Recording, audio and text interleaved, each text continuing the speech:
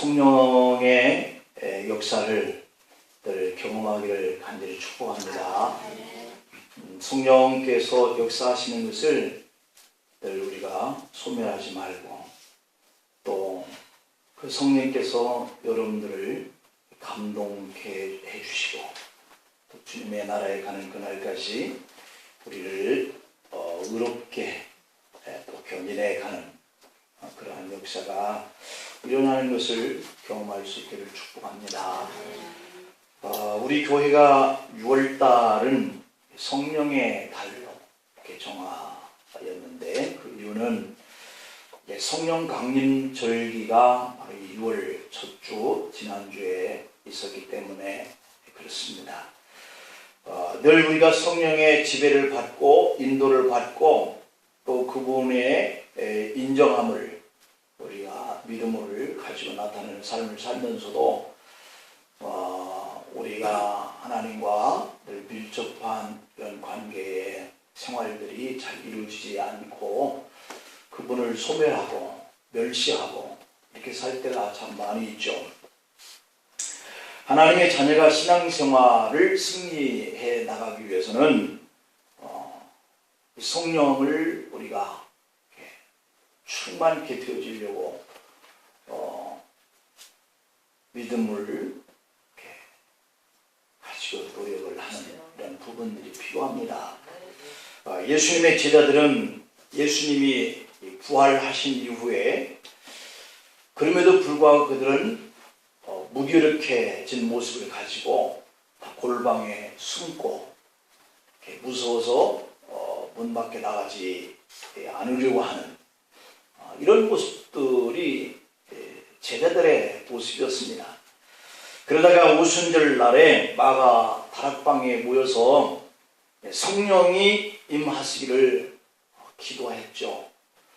우리도 교회에서 이렇게 모여서 기도회를 하고 또 이렇게 예배를 드리고 하는 것들을 이렇게 믿음의 모습을 가지고 이렇게 보이려고 애를 쓰는 이런 부분들은 바로 이렇게 마가다락방에서 성령께서 제자들에게 역사했던 그런 역사를 경험을 토대로 해서 제자들이 그렇게 마가다락방에서 성령의 임재하심을 체험한 이후에 그들이 모여진 곳에 성령의 강한 그 임재가 나타났죠. 그것을 이렇게 체험을 했는데, 그러고 난 이 제자들은 자연스럽게 담대한 마음이 생겨지고 용기가 자꾸 이렇게 일어나고, 그래서 저들은 이제 문 밖에 나가지 않고 숨어 있고 두려워했던 이러한 저들의 모습들을 다 버렸죠. 그 이유가 바로 이 성령의 강한 임재, 이것을 통해서 이러한 믿음의 모습이 가능했다라고 하는 것이거든요. 그래서 이제는 밖으로 나와서 그 그리스도, 십자가에 못 박혀서 죽으신 그분이 우리의 죄 때문이었다. 그분이 우리의 죄를 다 대신 지시고 십자가에서 죽으셨다. 그것을 믿음으로 인하여 우리가 다시 사는 하나님의 자녀가 된다라고 하는 이러한 것들을 변하기 시작한 거죠. 놀라운 변화죠. 우리도 그러한 변화가 일어나야 할 줄로 믿습니다. 그 결과 초대 교회가 탄생되었고 성령의 시대가 시작되는 거예요. 우리도 이렇게 성령에 이끌려서 살면 여러분들이 우리 찬양에서 고백했던 그런 내용처럼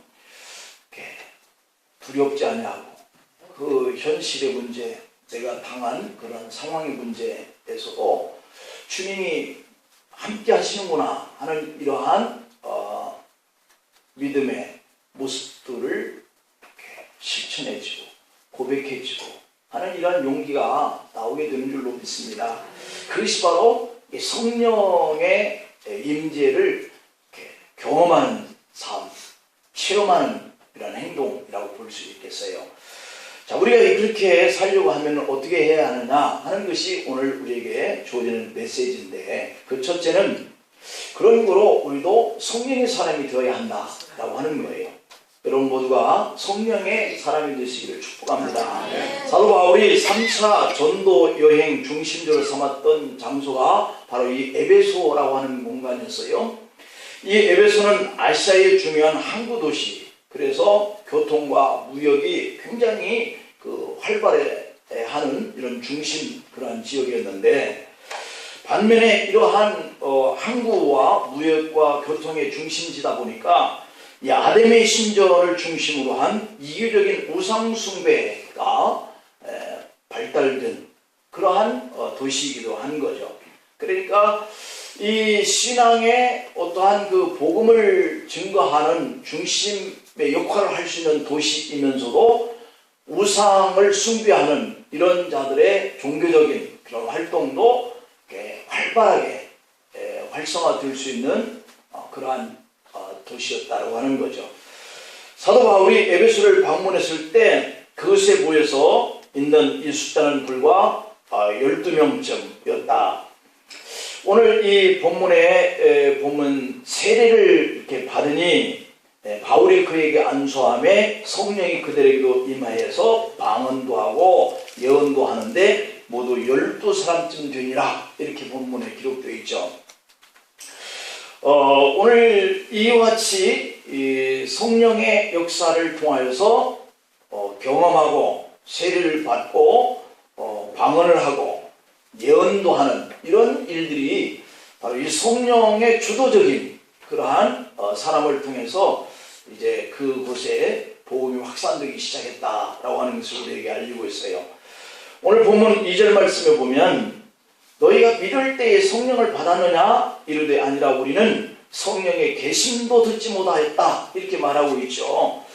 그러니까 예수님을 믿긴 믿었는데 이 당시에 이 아볼로가 고린도에 있을 때, 다시 말하면 이 아볼로가 목회를 하고 복음을 증거하는 이러한 당시에는 그들이 도대체 성령이 계신가, 성령이 역사하는가, 이것을 전혀 경험되지 아니하는 종교 생활을 하고 있었다라고 이렇게 보여주고 있는 대목이 시작되고 있죠. 그래서 바울이 그들에게 너희가 믿을 때에 성령의 역사를 경험했느냐 이렇게 묻고 있잖아요. 그럴 때 그 사람들은 성령의 계심도 듣지 못했다, 이렇게 반응을 하고 있죠. 예수님을 믿고 믿음을 가진 사람들에게는 이렇게 성령의 역사, 임재하심, 그런 경험, 이런 것들이 반드시 따라야 할 줄로 믿습니다. 그런데 우리가 계시는 것도 알지 못하는 이러한 믿음의 자리에 있는 사람들에게는 경험이 있어도 그들이 깨닫지 못하는 것이죠. 그래서 성령께서 역사를 해도 내가 그 성령에 인정하거나 그분에 대해서 알지도 못한다면 경험이 성령을 통해서 이루어지고 있는데도 불구하고 그것을 깨닫지 못하는 이런 경우들도 있죠.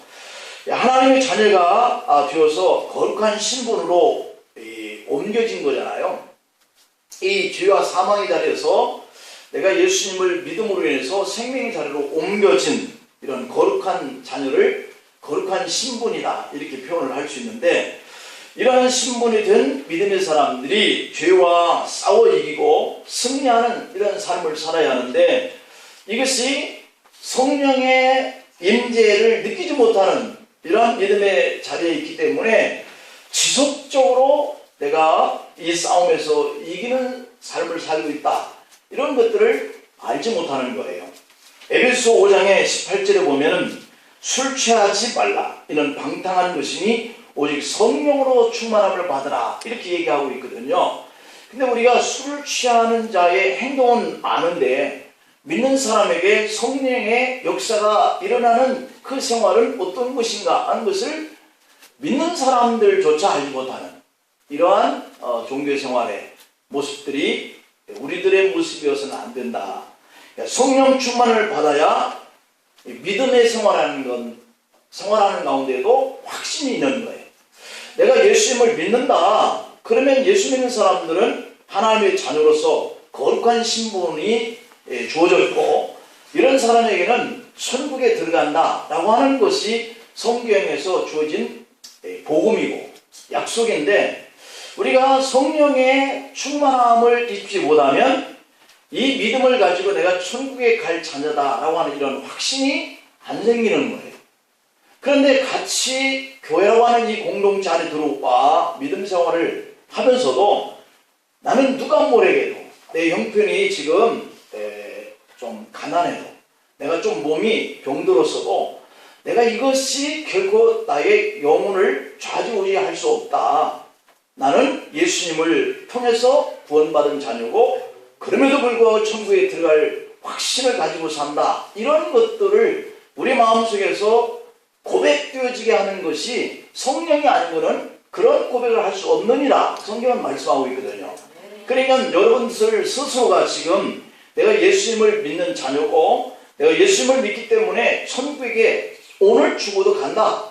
이런 마음이 내 마음속에서 의심이 없다라고 한다는 것은 그 안에 지금 성령께서 역사하고 있고 그 성령이 나를 감동시키고 있다. 이런 확신을 내가 이렇게 증거할 수 있는 거예요.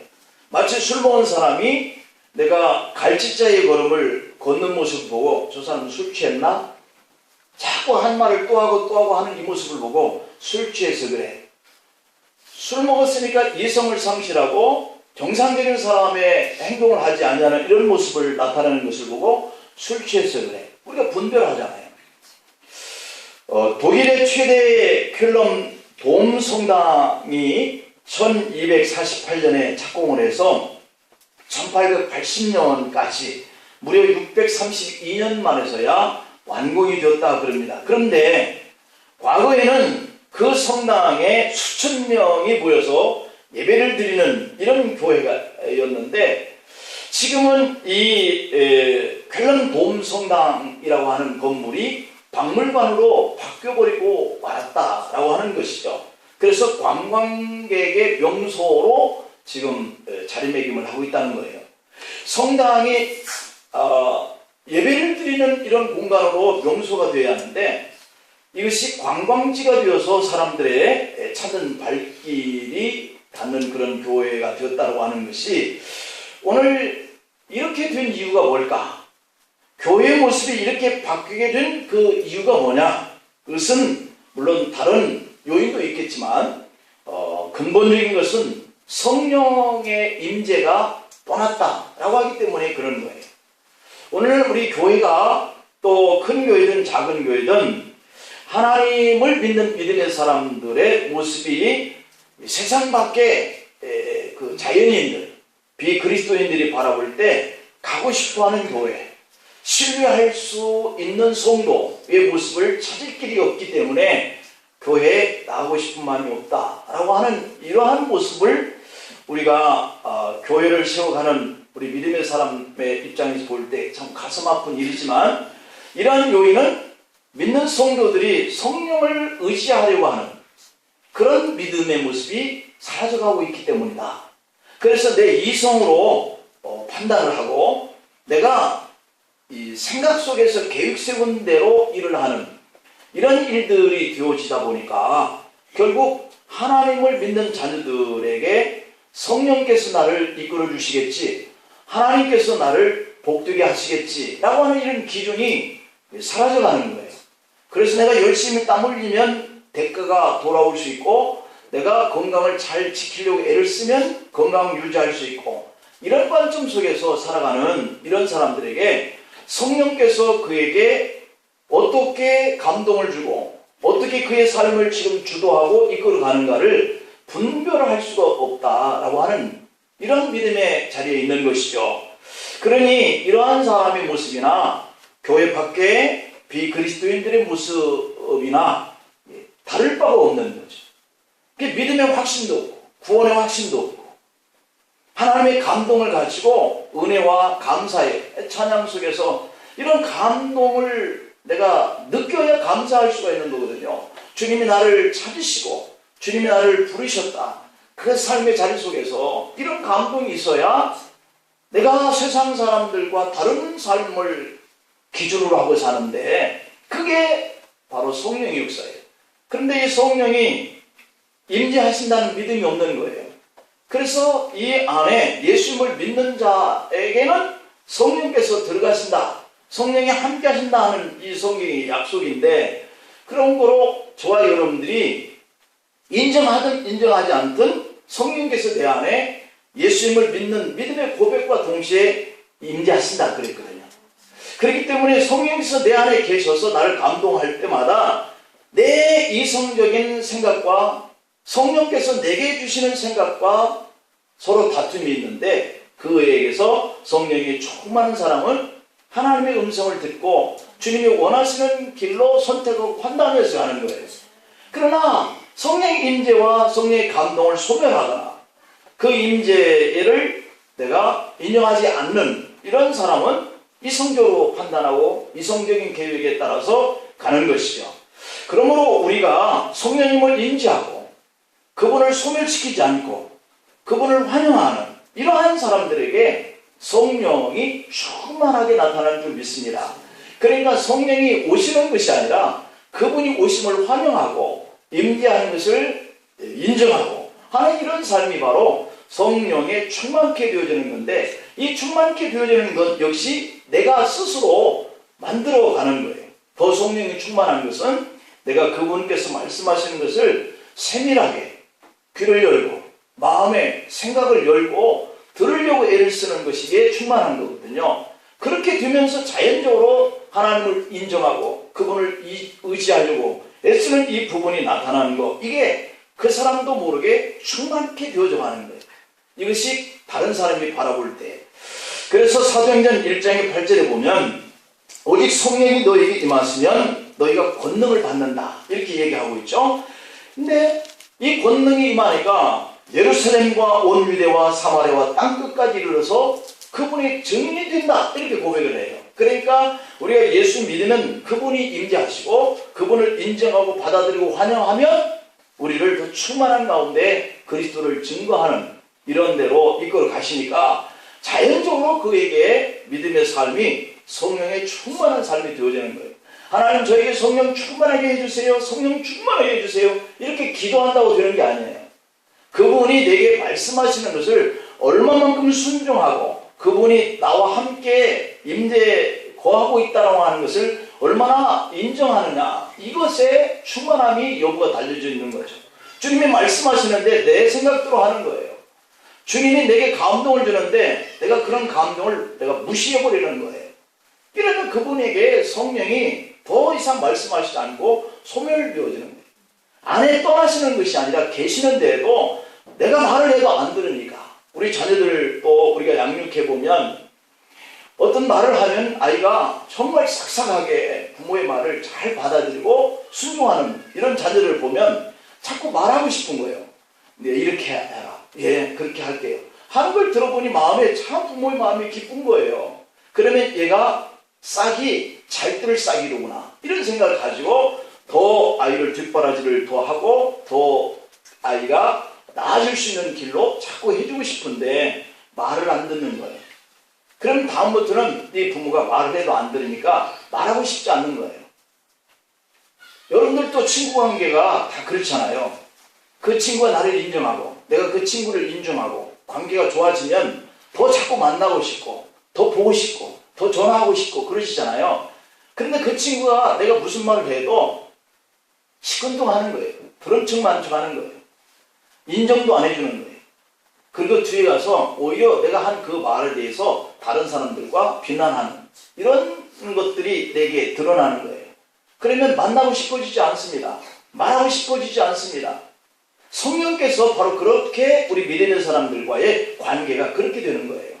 성령께서 우리 안에 분명히 임재하고 계시는데 그분이 나와 함께하고 계신다는 것을 내가 받아들이고 환영하고 인정하지 않으니까 그분께서 내게 몇 번 감동을 주는데 그러다가 마시는 거예요. 왜냐? 안 받아들이고 안 믿고 순종하지 않고 그러니까. 그래서 이 성령이 소멸되어지는 거예요. 멸치되어지는 거예요. 이렇게 해서 우리가 믿음의 모습이 성령에 의지하고 나가면 그분은 우리를 견인해 가는 거고, 말을 안 들으면 이 견인하는 것을 네가 알아서 해라 하는 대로 하나님이 역사를 안 하시는 거죠. 한국의 성령운동은 1903년 하디 선교사에 의해서 원산에서부터 시작된 부흥운동에서 비롯되었다라고 역사에 기록이 되어 있습니다. 근데 하디 이 선교 목사는 원산에서 가진 이 선교사들의 기도회에서 말씀을 준비하다가 성령의 은혜를 체험하고 교만해졌던 자신의 모습을 내려놓고 회개하기 시작합니다. 그의 진심 어린 이 회개의 고백이 그 모인 장소에 모든 사람들에게 불을 붙였고, 그 사람들의 회개가 또 연쇄적으로 계속 이렇게 나타나면서 그 회개 운동이 불을 붙였다. 그런 이후에 4년 뒤에 1907년에 평양 대부흥회로 연결되어졌는데, 그때 길선주 장로가 자신의 친구가 죽으면서 재산 정리를 부탁했지만 자신이 그 재산 정리를 하는 과정 속에 일부를 훔쳤다라고 하는 거예요. 그것을 회개하는 거예요. 그 뒤를 이어서 그 자리에 있던 모든 사람들이 자신의 죄를 하나하나 낱낱이 회개하기 시작하는 거예요.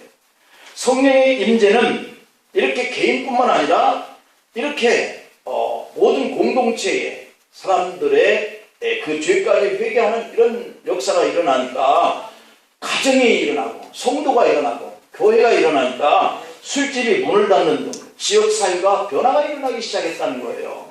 당시 한국교회의 부흥을 지켜보았던 해리스 선교사가 이렇게 말을 했습니다. 수천 명이 글 읽기를 배우기 시작했고, 술주정꾼, 도박꾼, 도적놈, 살인자 수천 명의 잡신 숭배자들이 새 사람으로 바뀌었다. 학교가 설립되고 병원이 설립되고 여성의 지위가 향상되고 무속과 우상 숭배에서 해방되고 일제 식민지 정책에 대항할 민족 의식을 고취시키고 독립운동을 일으키게 만든 기초가 된 것이다. 그리고 부흥운동의 결과 한국의 소돔이라고 불리던 평양은 불과 15년 만에 거룩함으로 불타는 동방의 예루살렘 교회로 변화가 되었다. 이렇게 기록하고 있는 거예요. 그러니까 성도만 변화되는 게 아니라 성도가 있는 가정도, 성도가 모여지는 교회도, 성도가 살아가는 이 사회도 막 학교가 생기고 병원이 생기고 그래서 사회운동이 생기고 이런 놀라운 이 역사가 1907년 평양의 대부흥기를 일으키면서 우리 한국에 놀라운 그러한 부흥의 역사가 일어난 계기가 되었다라고 하는 거예요. 그래서 그런 흐름이 처음으로 한국의 오순절 메시지를 전해주고 그 흐름이 여의도 순복음교회까지 이르게 되었다라고 이렇게 역사가 남기고 있습니다. 그래서 우리도 지속적으로 이러한 성령의 의지와 또 인정함과 그리고 그분의 그 감동 이러한 것들을 인정하게 되어지면 우리도 믿음으로 충만케 되어지는 이런 삶을 살고 우리가 머물고 있는 가정이, 교회가, 이 사회가 이렇게 놀랍게 복의 역사가 일어나게 될 줄 믿습니다. 그래서 우리가 성령의 사람이 되어야 한다는 필요성이고요. 두 번째로는 이런 성령의 사람은 예수님을 증거하게 되어진다. 오늘 이 본문에 보니까 그렇게 예언도 하고 방언도 하면서 이런 놀라운 그 증거가 이렇게 부흥의 계기가 일어나게 되었다라고 하는 것인데요. 오늘 본문 4절 5절에 보면 그렇게 기록되어 있잖아요. 사도 바울이 성령에 대해서 가르치고 안수를 할 때에 그들이 이 성령의 임재를 경험하는 거예요. 그 임재가 방언으로 예언으로 나타나는 것이거든요. 6절 7절에 보니까 바울이 그들에게 안수했더니 이렇게 놀라운 역사가 일어났다고 기록되어 있어요. 그러니까 이처럼 세례라고 하는 것은 외적인 하나의 증거인데 성령의 세례는 중생 이후에 체험하는 내적인 역사거든요. 그래서 세례라고 하는 것은 그들에게 구원의 표시로 이렇게 안수를 통해서 하는 거지만 성령의 내적인 변화는 그들이 문을 닫고 숨고 이렇게 술 먹고 마약하고 우상숭배하고 하는 이들의 삶이 변화가 일어나는 거, 이게 바로 내적인 변화인 거거든요. 그래서 우리 육체는 물로서 세례를 받지만 우리의 속사람은 성령의 세례를 받아야 할 줄 믿습니다. 하지만 더 중요한 것은 성령께서 우리 안에 그 사람에게 오시면 그분은 예수님을 나타내게 되어 있다는 거예요. 그러니까 성령이 충만하면 내가 사업적으로 안 되던 것이 풀리고 병든 것이 치료되는 이런 역사들도 일어난 사건을 성경에 기록하고 있지만 더 근본적인 것은 사마리아 땅끝까지 이르러서 복음의 증거되어지는 이러한 증인들이 된다는 사실이에요. 견딜 수 없는 마음에 일어난다는 거죠. 이런 현상이 나타나는 그 의미가 성령 충만이고, 그것이 예수 그리스도의 영으로 나타난다. 우리에게 오신 성령의 충만한 결과는 자기 자신을 나타내지 않고 예수님을 이렇게 사역하는 그런 일로 나타난다. 요한복음 15장의 26절에 보면, 내가 아버지께로부터 너에게 보낼 보혜사 곧 아버지께로부터 나오시는 진리의 성령이 오실 때에 그가 나를 증언할 것이다, 이렇게 예언을 하고 있거든요.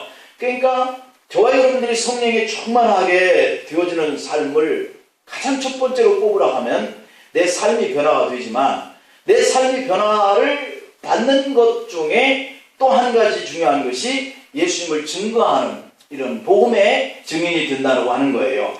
그래서 우리가 성령이 충만하면 우리의 내적인 이러한 성품의 변화가 일어나고 예수님을 증거하는 열매를 맺게 되는데, 갈라디아서 5장 22절에 성령의 열매 9가지를 쭉 기록하고 있죠. 우리가 잘 아는 것처럼 성령이 충만한 사람은 사랑하게 된다는 거예요.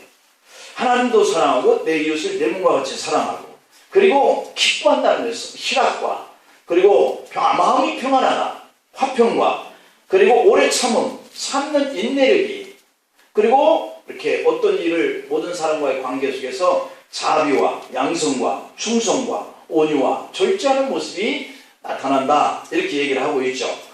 그러므로 오늘 우리들이 이러한 열매를 맺고자 원한다면 성령의 충만함을 늘 사모하시기를 축복합니다.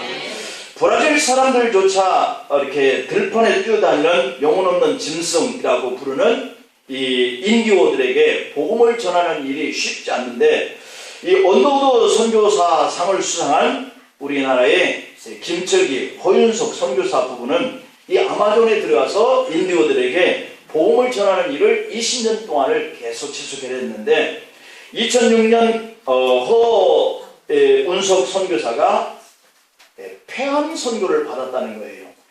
수술하고 6개월 만에 의사의 말들을 뿌리치고 다시 이 브라질 이 아마존으로 들어가서 선교를 시작했는데, 얼마 후에 아마존에 놀라운 부흥의 역사가 일어났다는 거죠.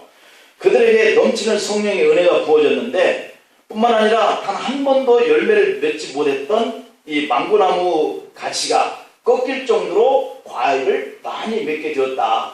그러니까 폐암 선고를 받고 치료를 받고 아픈 중에도 다시 들어가서 선교 사역을 시작하는데 이런 역사가 일어났다는 거예요. 그리고 그것에 신학교를 세워서 100명의 졸업생을 배출하고 50여 명이 목사 안수를 받았다는 겁니다. 그런데 2010년 암이 재발되어서 1년을 넘길 수 없다, 이렇게 판명을 받았지만 그 후로 3년을 더 생명의 연장을 시켜줘서 그는 이 아마존에서 4개의 교회를 더 개척을 했다는 거예요. 이렇게 했던 이 혼속 선교사가 이런 고백을 남겼습니다. 이제 제가 선교사로 사람들에게 존경받을 만한 위치가 됐다는 거예요. 제 스스로가 교만해질 수 있는 그런 시기였는데, 근데 그때 하나님께서 저에게 암을 허락하셨다, 이렇게 고백을 남기고 있어요. 그러면서 이분이 사람들의 존경보다 천국에서의 선물을 주시려는 하나님의 배려죠. 사실 암이 발병하고 까닭 없이 많은 모욕과 수치를 당했어요.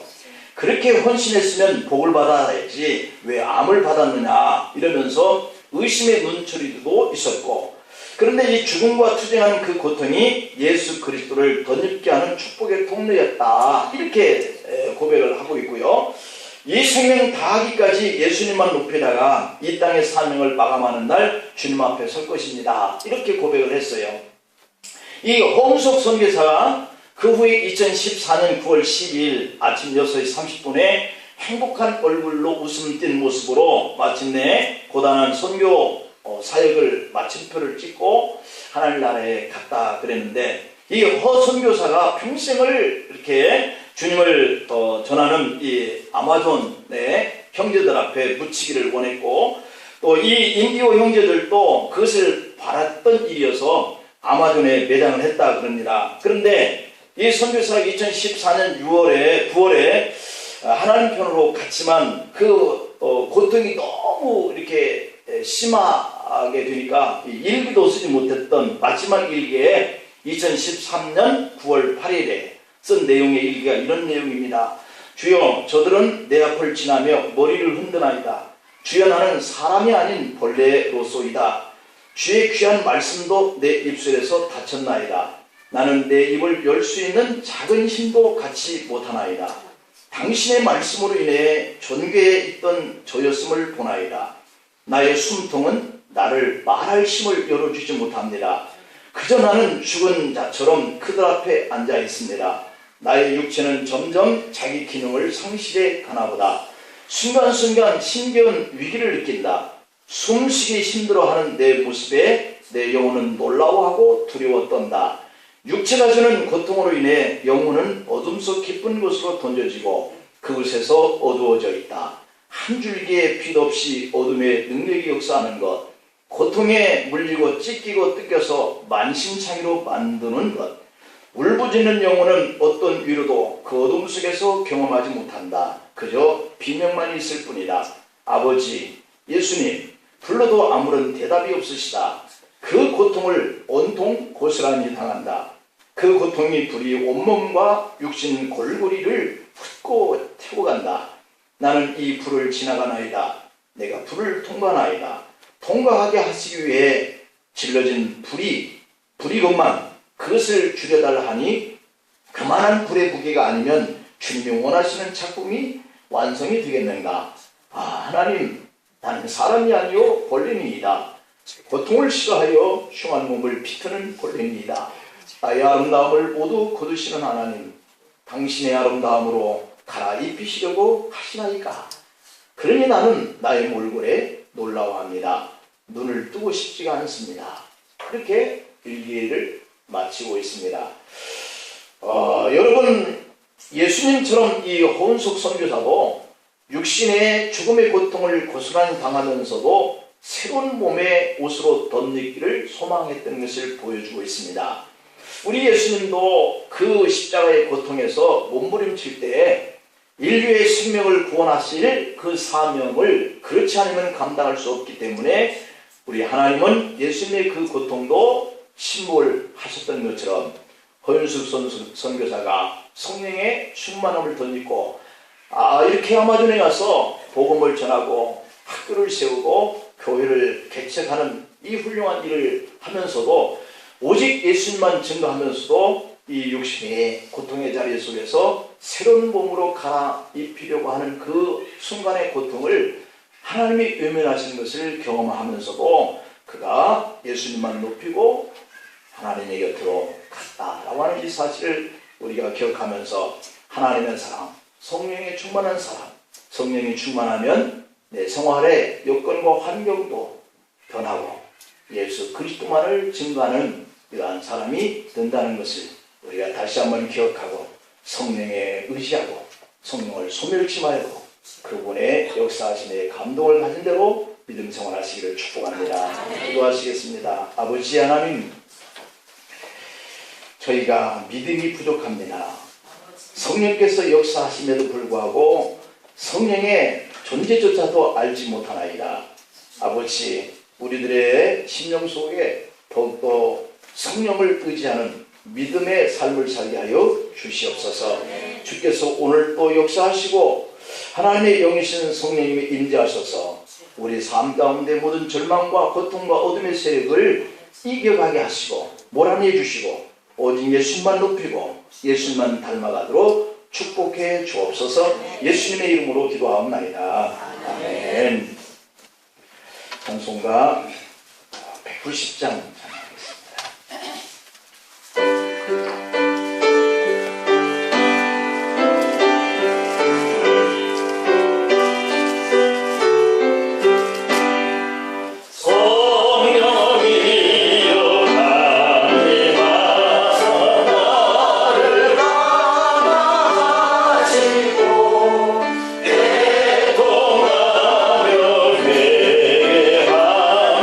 주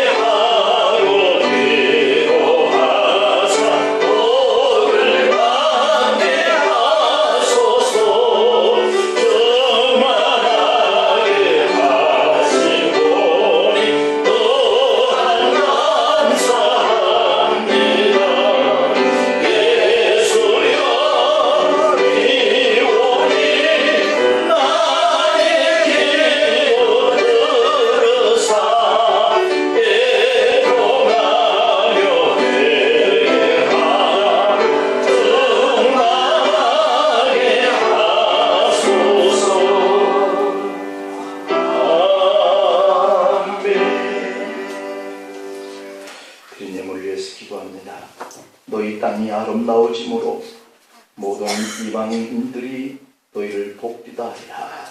만군의 여호와의 말입니다.